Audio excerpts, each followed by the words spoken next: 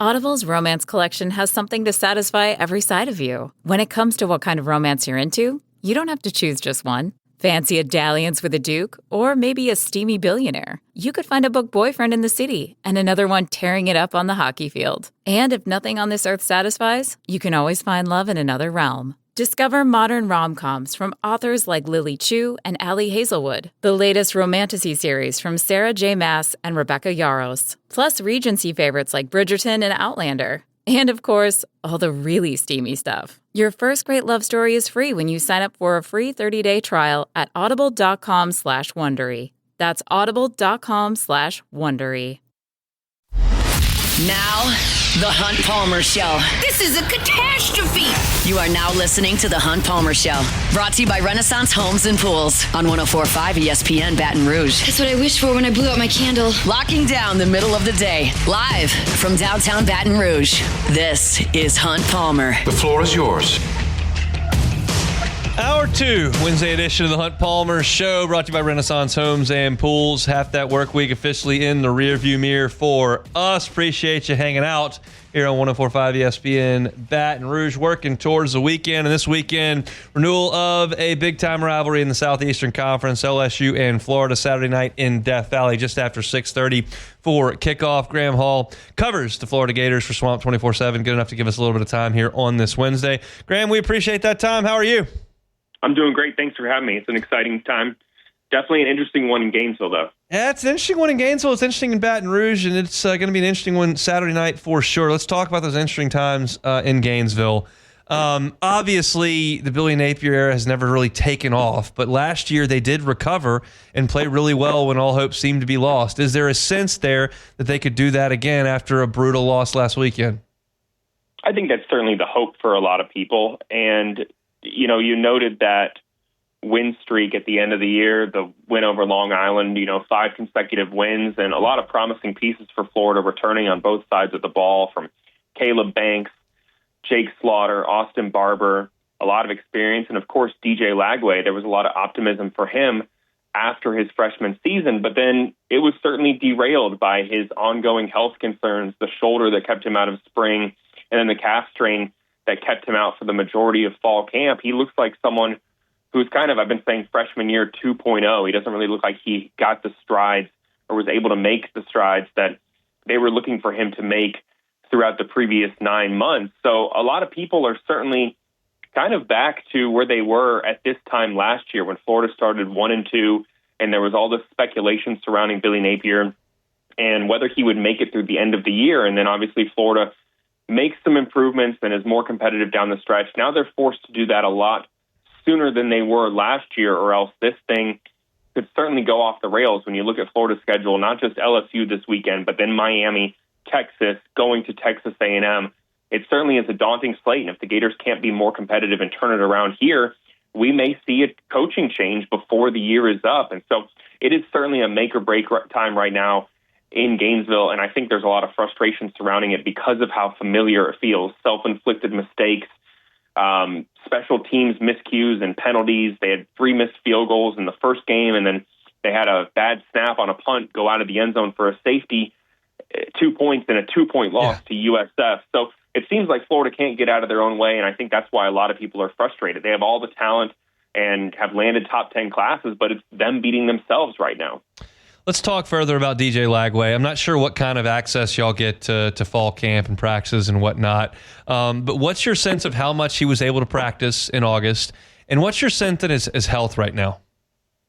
Well, I think a lot of the concerns about his shoulder, his downfield throwing ability, I think it's too soon to hit the panic button with those, and he certainly looks mobile. He's been able to take off, use his legs, a guy who certainly looks like he maybe could get into a little bit better shape. He's added weight to his frame, and there aren't many quarterbacks at the next level that can play at over 245 pounds. Those, I think, would be the health concerns that people are more worried about, his long-term availability and making sure that he gets into better and better shape.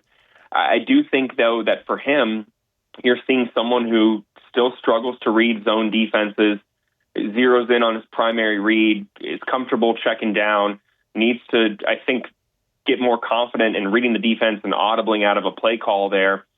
this is someone who, like I said, didn't do anything in spring when it comes to throwing the ball, and then had the calf strain at the end of the off-season workout program. So he didn't start doing 11 on 11 until I think about 12 days before the season opener. So really that last week of fall camp and then the build-up to the game against Long Island. So he's less than a month into being a full practice participant, and you're still seeing him make some strides.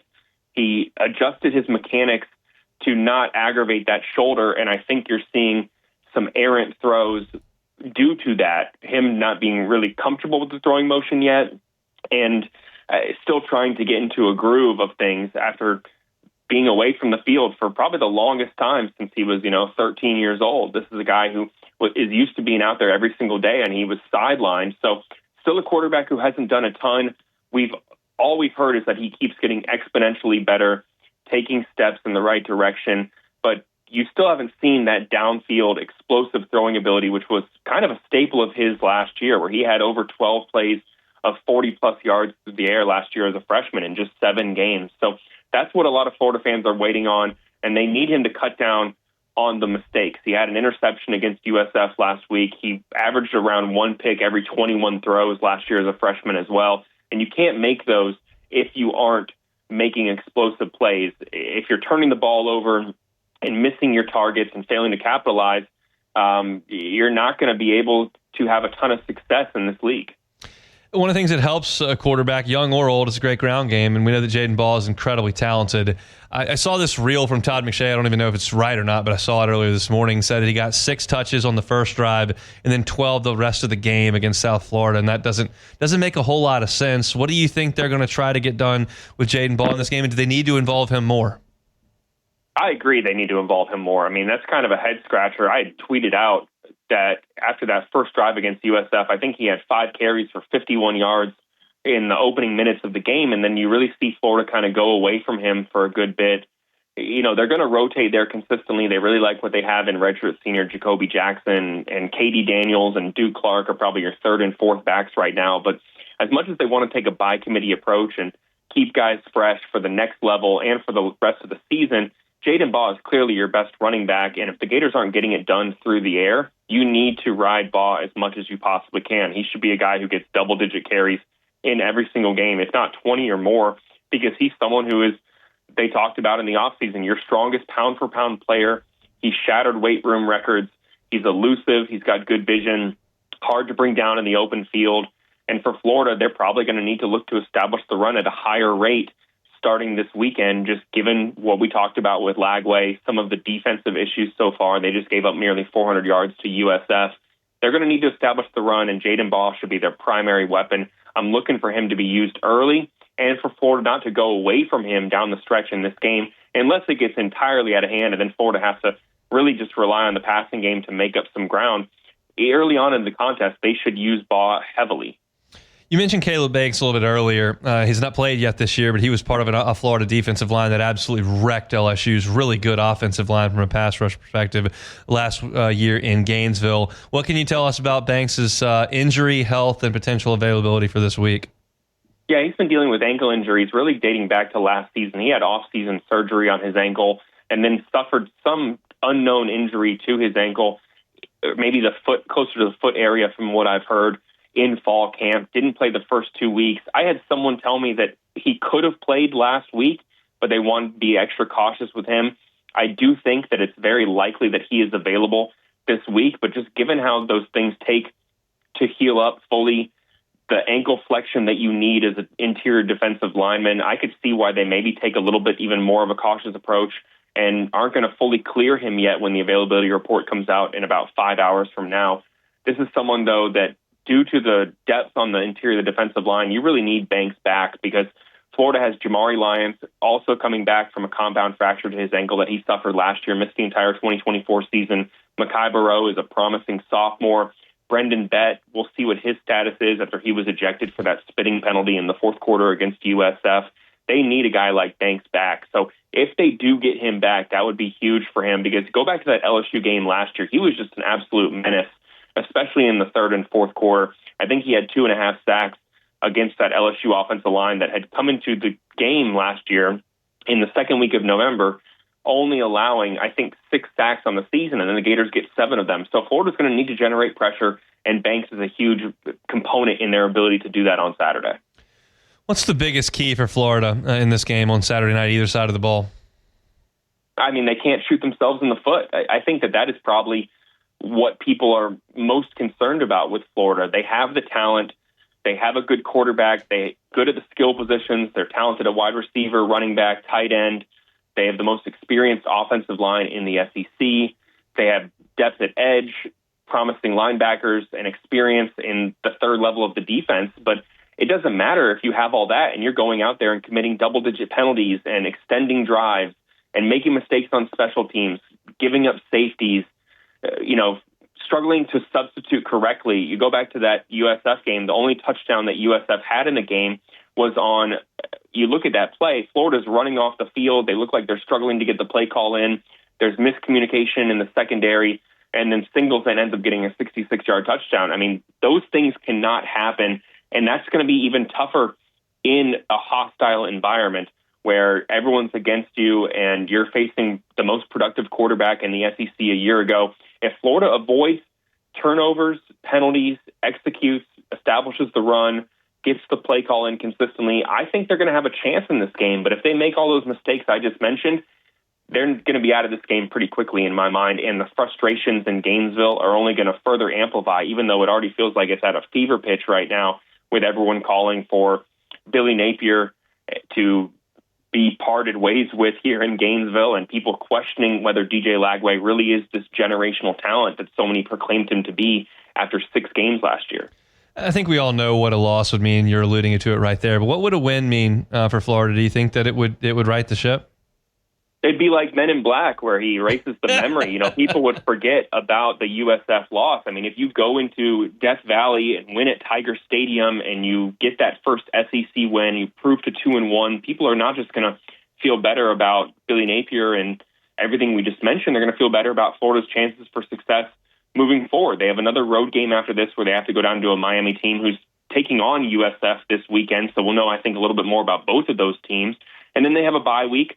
And you go back to what happened with Florida last year, they really credited that bye week for those improvements. So if they can win either one of these upcoming 2 games, LSU or Miami, or potentially both, and then you go into a bye week, get a little bit healthier, take on a Texas team that I don't think looks as good as a lot of people thought that they would, got to travel to College Station, Florida fans are going to feel a lot better about that game. The narrative is going to be reset about Florida after so many people hit the panic button and said, oh, they're not going to even be potentially a bowl-eligible team by season's end. If this continues, you're going to get back to the restoration of some hope here in Gainesville that Florida can actually contend for a spot in the college football playoff as long as they take care of business the rest of the down the stretch. But they have to absolutely look competitive in this game. I think that even if they don't win this game, if you are in it in the fourth quarter and you get beat by a couple plays, or LSU just comes out and beats you, people aren't going to be as angry as they were as losing to an unranked USF team where Florida made consistent mistakes. You have to be competitive and make people believe that you're cleaning some things up and making progress, not continuing to get into your own way. He's Graham Hall from Swamp 24/7, covering the Gators for the 24/7 network. Appreciate a little bit of time, and enjoy the rest of your week and some football on Saturday. My pleasure. Can't wait for Saturday. Y'all take care down there. Sure will. That is Graham Hall from Swamp 24/7. That availability report will be interesting tonight. Again, I am not married to them when it comes to college football. I think the NFL has really cracked down with what they reveal, and you can kind of take those to the bank to an extent. College, I'm not sure is to that point. So whatever LSU says about Braylon Moore, whatever they say about Trey'Dez Green, we'll see what ends up happening. Whatever Florida does say about Caleb Banks, we'll see. Those are obviously very impactful pieces to this puzzle, depending on whether or not they're available or not. Tomorrow, I'm going to spend a lot of time on Florida's defensive front. It includes Caleb Banks, a defensive tackle. It includes Tyreek Sapp at edge. Those 2 guys were part of a Florida defense that just annihilated LSU last year. That can't happen this time. And so one way or another, whether Banks plays or not, you got to do a better job of keeping Garrett Nussmeier upright and trying to run the football than you did last year in Gainesville. And certainly, if you're Florida, when you're Ron Roberts in that defense, you're thinking if we can recreate what we did last year against an offensive line that's not as good on paper, we got a real chance to go into Tiger Stadium and win. It's a big, big, big piece to what we're looking at here in this game on Saturday night. All right, let's step aside. When we come back, J.D. PicKell, host of the Hard Count on 3 Sports, next. The Hunt Palmer Show. This is the Hunt Palmer Show, brought to you by Renaissance Homes and Pools.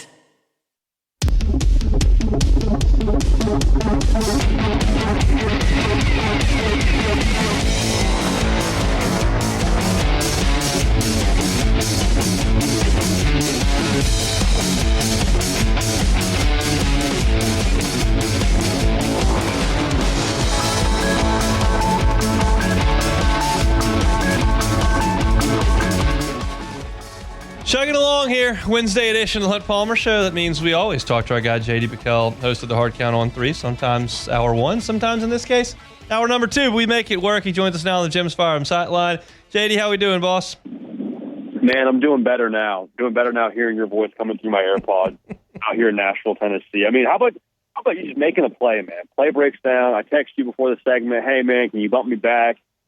You roll out. Deliver a missile at 2:15 here Central Time. Pleasure to be on with you, man. Thanks for adding a little bit here. Absolutely. Let's rock and roll with last week's action.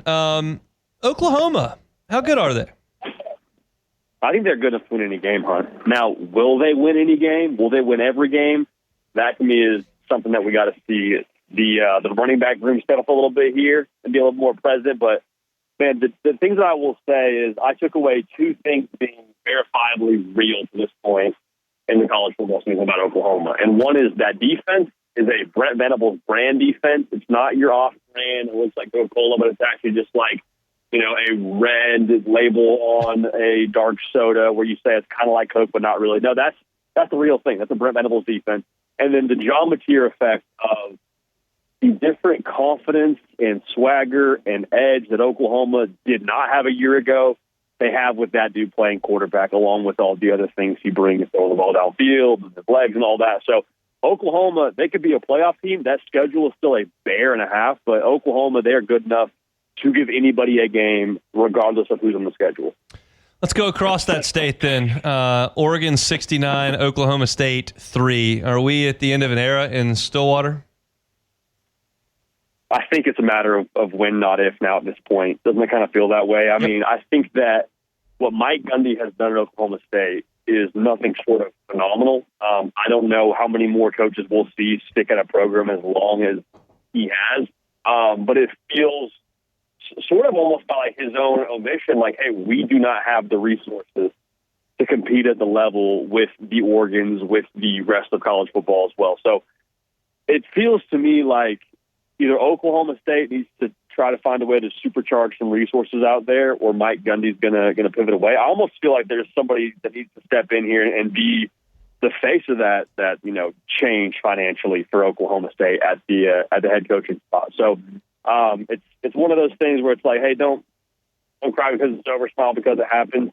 Mike Gundy, a man over 40 now, and I think it's probably a thing that is very much on a pitch count here as we finish up this experience out there in Stillwater.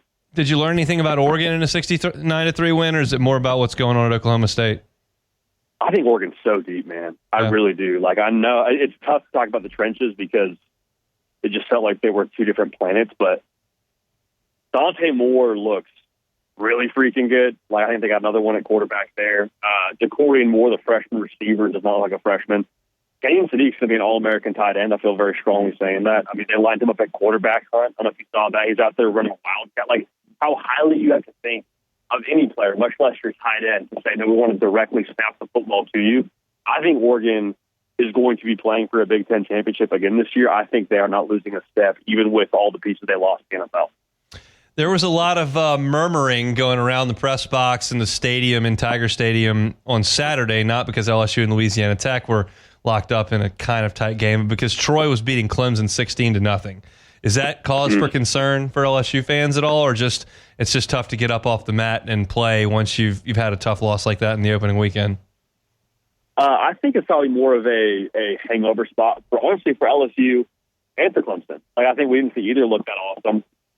Excuse me, I'm allergic to the showing we saw offensively from Clemson, both teams live on the teams. We'll talk about that. But no, I mean, I think the emotional output we saw from both teams in week one, it makes sense. There was a little bit of a hangover. The thing that makes me nervous for Clemson is how bad they looked on the offensive line against Troy. Like against LSU, you can say, okay, LSU got some good players. They got a lot they're going to play on Sundays in that front seven, like Baker, et cetera, et cetera.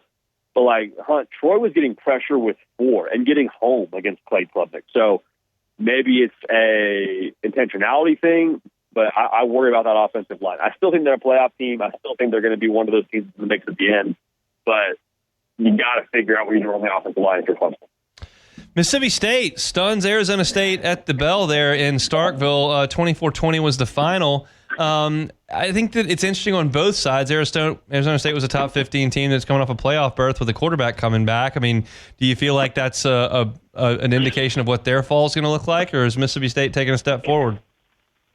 I think it's a combo, not to ride the fence too much here. Like, I think the pressure on Arizona State to be that team this year in college football with what you mentioned, all they brought back, the quarterback, all those things, like, I don't want to play losing a game as a positive ever, but I do think there's something to be said for having that pressure bubble burst a little bit for you to where it's like, okay, we don't have to be perfect. We're not going to be perfect. That's now out there. We got to reset and kind of digest this humble pie and get back to what got us to where we wanted to be a season ago.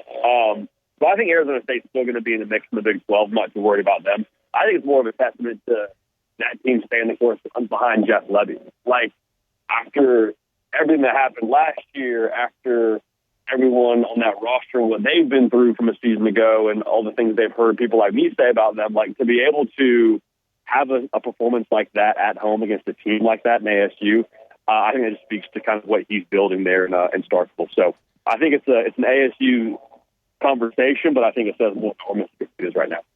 Now let's move forward to the week to come. Let's start. We're going to get to Florida and LSU at the end, and South Florida is a part of that conversation. But we can tie it in here because they go to Miami for a top 20 showdown. Miami is 17.5-point favorite. Do you feel like South Florida, the way they played the first 2 weeks, can go down there and scare Mario Cristobal and company? I think they could, but here's my worry, Hunt. Like, you're not sneaking up on anybody anymore. Maybe the Boise State game, Florida didn't take quite as seriously as they should have, clearly. But even going back and watching that, and Billy Napier mentioned it multiple times, like, Florida should the funny word in college football, but had a lot of opportunities to make that game somewhat lopsided towards Florida. It just came down to taking 3s instead of 7, and then the penalties. Like, there was a lot of moments where Florida just kind of shot themselves in the foot. And I think for Miami, you have now a 4-quarter expose, if you will, on how you should not approach a game against USF. So I think that's one part of it. I also think the thing that concerns me about USF is I have to imagine competitively now they have maxed out in some ways these first 2 weeks in terms of like the emotional investment into a game and the preparation. And like it's been so just intense for them the last 2 weeks beating 2 ranked teams. I worry a little bit about the competitive stamina of a team like that is sort of acclimating to having success at that level. So I think it's about Miami this week. It was about Florida last week, to be transparent. I think Miami wins. I think Miami covers at 17.5. Texas A&M Notre Dame. That's in South Bend, 6.5-point favorite. Seems a little bit heavy for me for Notre Dame. How do you feel about that one up there in South Bend? I like A&M outright. Like I think it's a thing where A&M wins the money line. Now, I won't get greedy. I'll probably just take the plus 6.5 for those that watch the show. But I picked this game a year ago where Notre Dame goes to College Station and just sat there and said, man, it feels like Notre Dame is the more put-together team to have. It feels like a more sure thing in quarterback. It's Mike Elko's first year at A&M. It's his first game. Like all these things. And I sit with the same matchup a year later. And as good as that Notre Dame roster is, I feel like A&M is a more put-together team at quarterback and the skill players and all those things. So Jeremiah Love's incredible. Marcus Freeman can make you look stupid picking a game against his team any given Saturday. But I think that A&M wins that football game, and I think Marcel Reed has a big day with their offensively. Vandy, South Carolina is really spicy. That one's in Columbia. Two teams are 2-0. Both teams have a nice win out of conference. South Carolina's a 5.5-point favorite. What do you think? I like the quarterback matchup for that one, huh? Yeah. Little Pavia versus Sellers. Like that'll be if nothing else, that's going to be must-see TV. Go back and preparing for that matchup this week on our own prediction show. There's something that worries me about Vanderbilt, which is defending the read option with the quarterback run game. Like there was, and that maybe they'll pivot. You would hope they'd pivot with Noah Sellers and how he operates running the football, but Vanderbilt, for whatever reason, struggled so heavily against the quarterback run game with Kyron Drones. And Kyron Drones, if he beats you, the Virginia Tech quarterback, rather, he'll take it for 7, take it for 10, still a first down, not a good look for your defense. But like what Kyron Drones takes for a first down, Lenore Sellers will take to the crib. And so if they don't adjust there, I think South Carolina is going to win. South Carolina's going to cover. All right, Florida LSU Saturday night in Death Valley. Florida coming off a stunner of a loss to South Florida. LSU's a 7.5-point favorite. That's down from 9.5. How do you see it? If LSU didn't have a little bit of a letdown themselves against Louisiana Tech, I might actually be a touch more nervous about this one. I still think something weird is going to happen. I don't know if it'll be someone throws a shoe. I don't know if someone steals a wristband and it's found on the sideline like it was in 1960. I don't know what weird we're signing up for here. It'll be something weird. I think LSU wins. The coverage part of this is interesting to me, Hunt. It opened at 9.5, down to 7.5.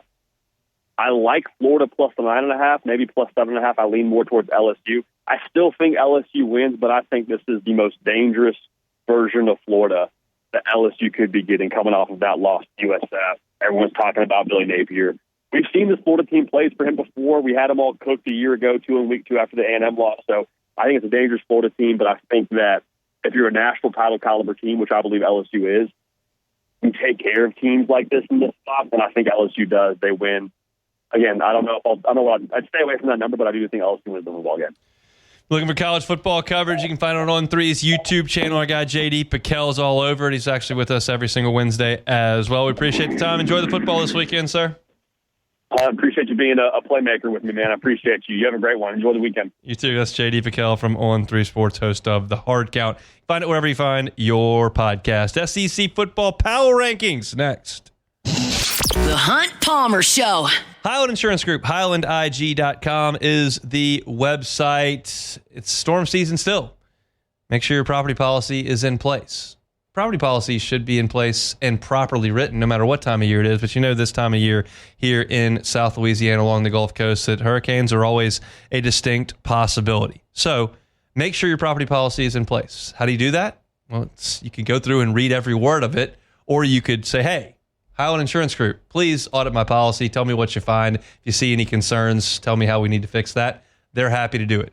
The audit doesn't cost anything. Just let them look. They look at it. If everything looks like it's in order, it's great.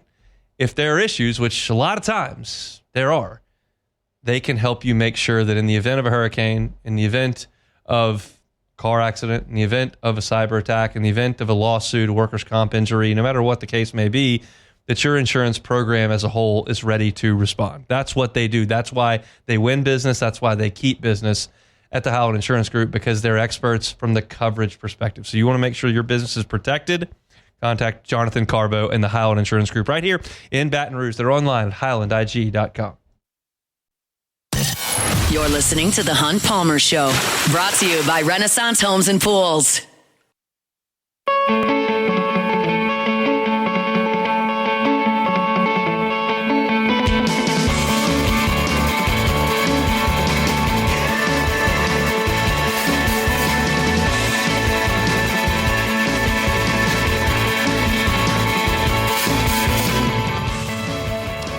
Wednesday shows brought to you by Renaissance Homes and Pools. Looking to put in that outdoor kitchen, make it a great entertaining area for you.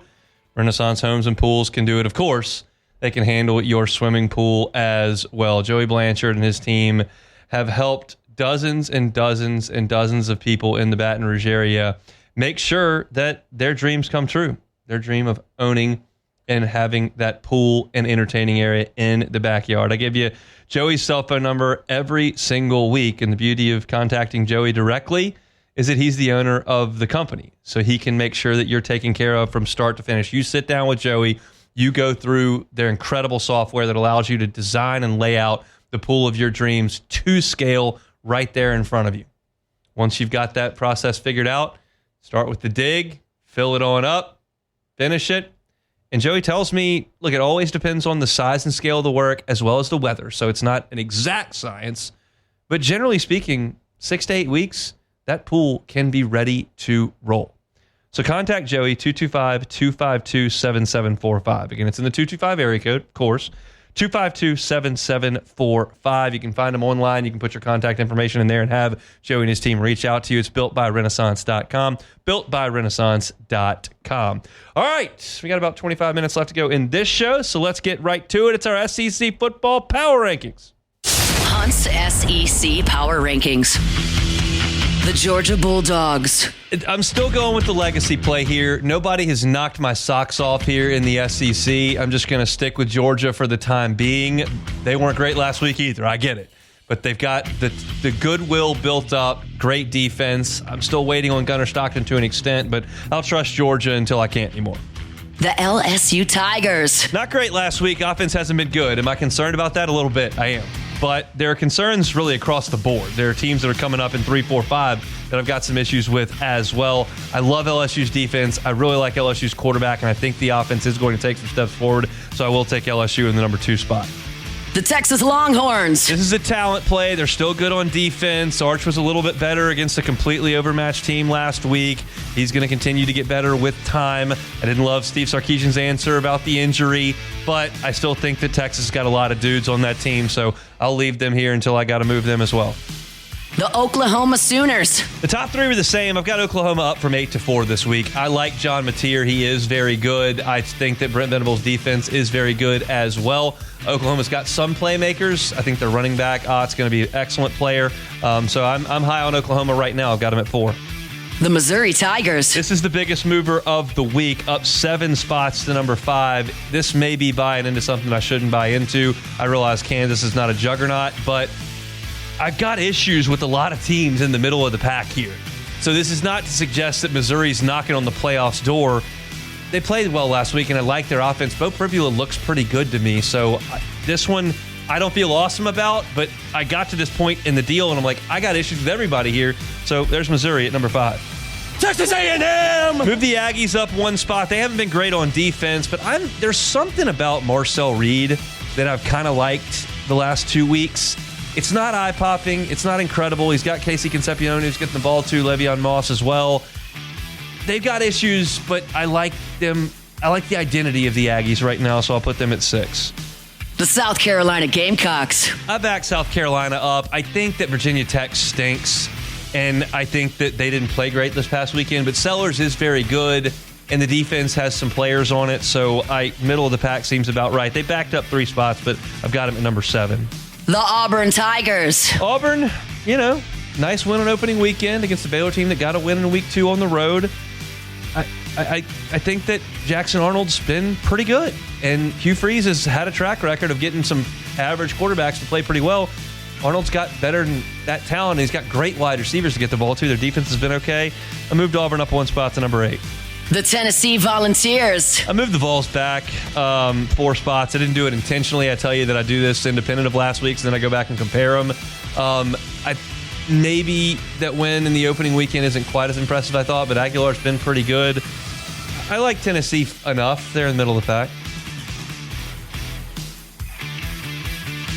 The Alabama Crimson Tide. Bama's up 1 spot. Nice job annihilating a complete mismatch, but you still got issues that were exposed in week 1. It seems ridiculous to put them all the way at number 10 just because of what they've been for the last 20 years, but that's where I got them. The Vanderbilt Commodores. Zach, do you have any comments on this? They're all the way up to number 11. That's got to be a high watermark. All the way up to number 11. That's got to be a high watermark. I think they probably were a little bit higher last year after they beat Bama. Maybe. Again, I think that Virginia Tech is not very good. But nice job in the second half. They were great offensively in the second half for sure. I still don't think they have a lot of talent, but I got issues behind them, so I'll move them up to number 11. The Ole Miss Rebels. Second biggest mover of the week. Ole Miss backed up 6 spots. I think Kentucky is atrocious. I think they're awful. I think they're terrible. I think they're no good. I think they're very bad. And Ole Miss played them about head up. I realize it was in the big grocery store, but that was disappointing to me from an Ole Miss perspective. So I backed Lane's Boys way up to number 12. The Florida Gators. Florida number 13. That's a bad loss. It's maybe a program-altering loss. We'll see what happens in Tiger Stadium this weekend.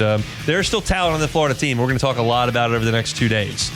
They got some guys on offense. They really got some guys on defense, but they've not played well on offense, and the defense has been a little bit hurt. So I don't have really a choice. You didn't play very well last weekend, and some people didn't think you played great against Long Island, even though it was 55-0. So Florida back at number 13. The Arkansas Razorbacks. Arkansas stays where they were. Razorbacks at 14. Taylor Green's had a nice stat line. They haven't really stepped out and done much. So we'll see what comes from the rest of September, which is a little bit of a step up in class. They start with Ole Miss this week, but I don't think much of Arkansas. The Mississippi State Bulldogs. Moved Mississippi State up 1 from 16 up to 15. Nice win. Great job of bowing your neck, making a big play late, and then getting the interception to seal it. Great night for the people in Starkville. I still don't think they're very good. I don't think Arizona State's very good. Good job getting a win, though. You got 2 of them last year. You got 2 this year. So hat tip to State. I'm not going to move you way up, but I got you at 15. The Kentucky Wildcats. I think I made my statements pretty clear on Kentucky in the Ole Miss portion of this segment. I think they're just atrocious, and I think a coaching change is likely to be coming there. You can say, well, they played with Ole Miss. Well, that's a negative for Ole Miss. I know Kentucky doesn't have dudes, so I think they're the worst team in the league. I moved them back to number 16. Those are the SEC power rankings. Number 1, Georgia. Number 2, LSU. Number 3, Texas. Those stay the same. Oklahoma up 4 spots to 4. Missouri up 7 spots to 5. Then you got A&M, South Carolina, and Auburn, 6, 7, 8. Number 9, the Tennessee Volunteers. Alabama comes in at 10. Vanderbilt, I think a high watermark, up to number 11. Ole Miss falls to number 12. I got Florida at 13. They come to Tiger Stadium this week. Then you got Arkansas and Mississippi State at 14 and 15. And Kentucky brings up the rear this week. Beck? It's a broken record at this point, but Vandy, I think, still should be. What should Vandy be ranked? Okay. Are they better than Tennessee? I am not going to say that I think Vanderbilt has a more talented team than Tennessee or Alabama or Auburn. And I wouldn't even maybe go as high as 8. But I will say this. I think they have obviously they've gotten better results than Alabama has. I mean, Alabama has 1 win against UL Monroe. Yep. Vanderbilt has a win against Virginia Tech, who doesn't look great, but still it's a good win.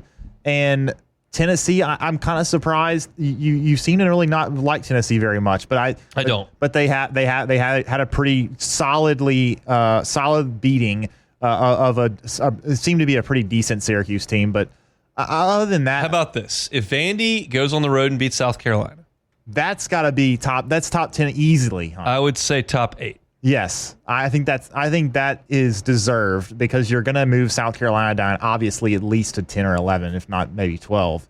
The Missouri at 5 is pretty surprising to me from you. I mean, you're usually very negative opinion on Missouri. They just went nuts in the second half offensively. They did, but again, maybe Kansas is abysmal. Who's to very say? True. Yeah. So if I had to guess where Missouri finishes, I would say closer to 10. But right now, I'll say this. Like, I've got issues with everybody.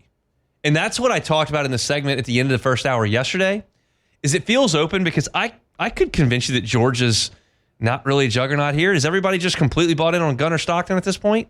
They didn't play worth a flip on Saturday. LSU can't run the ball, can't get down the field. They're not scoring. Texas may have quarterback problems, may have offense problems. Are we buying in completely in Oklahoma? I know I'm not buying in completely in Missouri. I'm going in order. Well, that's 1 through 5. Yeah. A&M hadn't played worth a flip on defense against bad teams. South Carolina, Like, I could make a case against everybody. And I also, I've got Florida and Ole Miss at 12 and 13.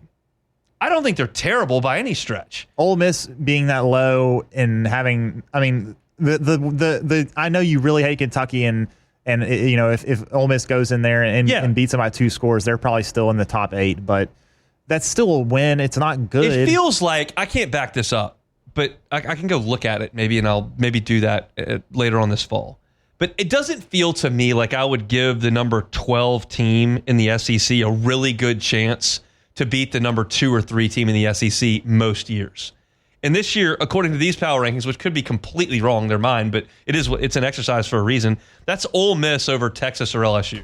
That's not conceivable. a stretch at all. No, it's not. So it feels like there's more parity than there ever has been for whatever reason the case may be. And Mississippi State should be above Arkansas. They have a good win. Arkansas has played two really bad teams. Better. Okay, but they don't have a good win. We'll see. State has Arkansas plays Ole Miss this week, and if they get beat by 30, then we'll make some adjustments. That's the beauty of doing them weekly. Yes. You can change things up. And I'm not afraid to. Let's close it out next. The Hunt Palmer Show. Genesis of Baton Rouge. GenesisofBatonRouge.com is that website. Just go by and see them. Put them on your list. I'm not telling you got to go buy a Genesis vehicle. That's not the point. The point is to put them on your list when it's time to purchase a new vehicle. That doesn't happen annually for most people. So when that time comes for you, just consider Genesis. It's a luxury brand at a reasonable price. It's right there on Airline at Piku. Go by and see them. Every single vehicle in the line, every model, is an IHA top safety pick. All of them. So they're all among the safest cars on the road. Some of them are IHA top safety picks plus, and you can ask your brand ambassadors which ones those may be. They've got SUVs, they've got sedans. So if you've got a big family, if it's just you looking to get into a different vehicle, because a lot of you haven't driven a Genesis, put Genesis on your list. Go by and see them. America's best warranty, an incredible staff that's going to treat you like a guest and not a customer. Convenient location and an amazing line of vehicles. It's Genesis of Baton Rouge. You can find them online, genesisofbatonrouge.com. This is the Hunt Palmer Show, brought to you by Renaissance Homes and Pools.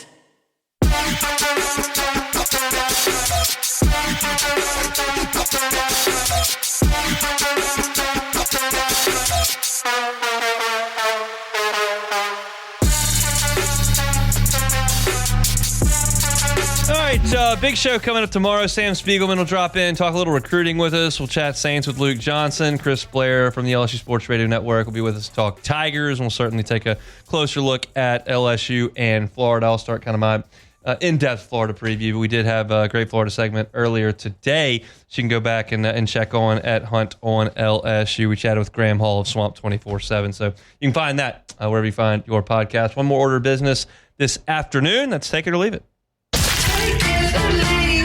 Take it or leave it. Take it or leave it. Presented to you by Flight by Yingling, the next generation of light beer, crafted by America's oldest brewery. Today's hottest stories in sports, news, and sometimes even Hunt's life. The question is, will he take them or leave them? Flight by Yingling, the next generation of light beer. Perfect for these warm South Louisiana months, and there are a lot of them. This is one of them. It's going to be warm out there on Saturday. You're going to be tailgating. How about a Flight by Yingling? Go pick up a case wherever you find your beers. Talking about 95 calories, 2.6 carbs, plus that delicious beer taste you're looking for. Flight by Yingling, next generation of light beer. All righty, first one, Anthony Rizzo announced his retirement today from Major League Baseball and also his new role as an ambassador for the Chicago Cubs. Rizzo is a top 10 all-time Cubby. Take it or leave it. Take it. I'll take it. I don't even care what the stats say. Well, I knew that was going to be the case. He was the face of the greatest era in the history of the franchise, captain of the team without a C on his chest, and probably, when you boil it all down, my favorite Cub ever. Sammy Sosa was the childhood Cub for me, and he's the one that hooked me on the franchise. But Rizzo trying to fight the entire Reds team before we got good, being the backbone of the best era, winning a couple Gold Gloves, a Silver Slugger, being a huge piece of the World Series team. He is just like, I legitimately, this will make some people laugh and roll their eyes, legitimately got emotional watching videos that were in tribute to him earlier today because of like that run of Cubs baseball. There will never be in my entire life a run like that means that, because the Cubs had never done it before. Now it'll be the second time, hopefully third time, fourth time, whatever, in the course of me watching the Cubs. There will never be one that feels like that, and he was the face of it. So yeah, that's a big deal, and he's a top 10 Cub forever. They need a statue of Rizzo ASAP. All right, last one real quick. Scotty Scheffler said today that he is changing the way he's preparing for the Ryder Cup as opposed to 2023 when he was okay, but definitely not as good as Scotty Scheffler should be. He's going to be playing in the PGA tournament they're going to be having this week. in California. So Scotty going undefeated at the Ryder Cup. Take it or leave it. I'll leave that. Very hard to do. He's probably going to play a lot. You got to do it with the teammate, especially in alternate shots. So I'll leave that, but it's good to have him on my team. I'm excited about that. I'm excited about the Ryder Cup. So that's it for Take It or Leave It, presented by Flight by Yingling. Missing it today's show, catch it on demand wherever you find your sound. We previewed the Florida Gators, talked a little Saints secondary. Find that at Hunt on LSU and Hunt on Saints. Matt's going to drive you home next. Everybody have a happy and safe Wednesday afternoon. We're back tomorrow, same time, same place for the Hunt Palmer Show. The Hunt Palmer Show.